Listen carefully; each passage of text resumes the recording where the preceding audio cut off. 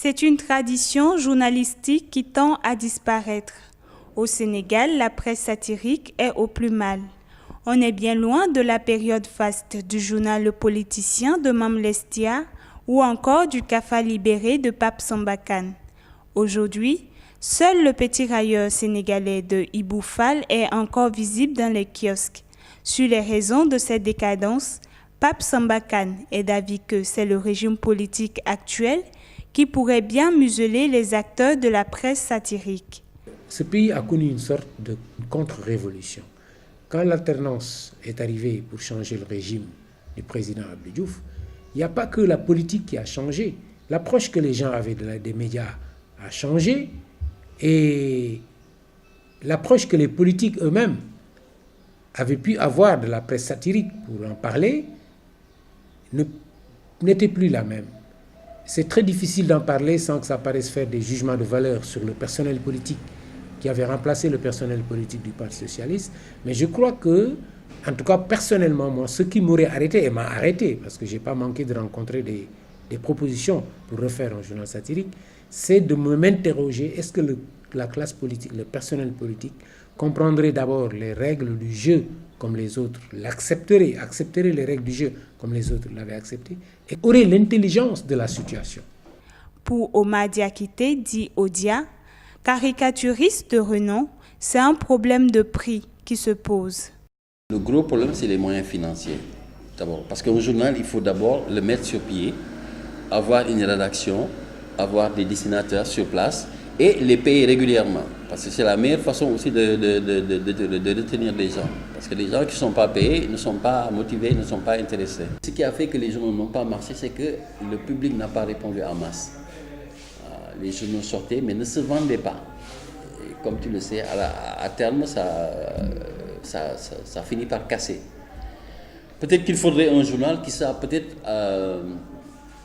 qui répondent peut-être à l'attente même des Sénégalais, c'est-à-dire attendre au niveau de l'information satirique, mais attendre surtout au niveau du prix. Parce qu'ici, le prix est un facteur important.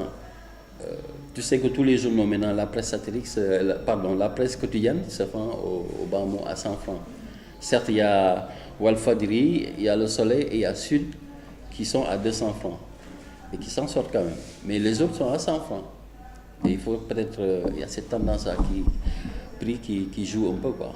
Depuis plus de 7 ans, le petit railleur sénégalais essaie de survivre à tous les bouleversements. Selon Ali Ndiaye, vendeur de journaux, c'est l'arrivée de la télévision puis des réseaux sociaux qui ont fragilisé le modèle économique de la presse satirique sans pour autant la réduire au silence. Au début, quand il n'y avait pas l'internet là, les portables là et l'internet là, bon, c'était plus quand même, ça marchait plus. Mais maintenant avec l'internet là, bon, donc en général ce sont les grands hommes seulement qui paient les journaux, les personnes âgées là. Les jeunes, ils payent seulement que le Stade, des fois l'Obs, mais ce sont les personnes âgées seulement qui payent les journaux écrits là.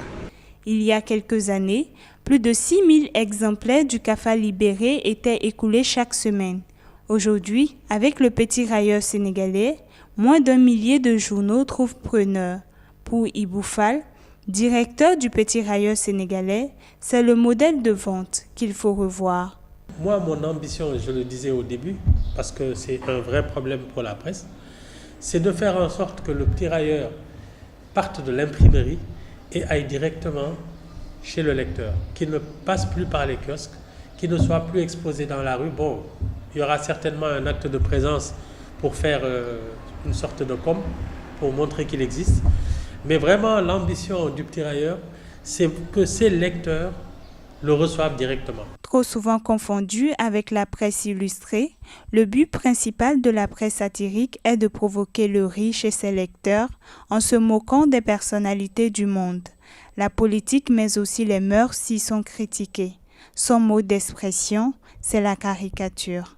Je pense que notre mission, c'est de désacraliser, de dédramatiser, de faire en sorte, au lieu de pleurer, d'en rire, même si le rire est grinçant, Mais c'est un peu la bouffée d'oxygène quand on a envie de se cogner la tête au mur et que justement la satire rend l'actualité. Les gens éclatent de rire plutôt que d'aller sauter, plonger dans l'eau et se suicider. L'hebdomadaire satirique Le Petit Railleur connaît des périodes d'incertitude. C'est un journal fantôme pour citer son directeur. Néanmoins, Ibou Fall ne compte pas baisser les bras et espère un avenir meilleur. Droit Libre TV, la web télé 100% droits humains, 100% liberté d'expression.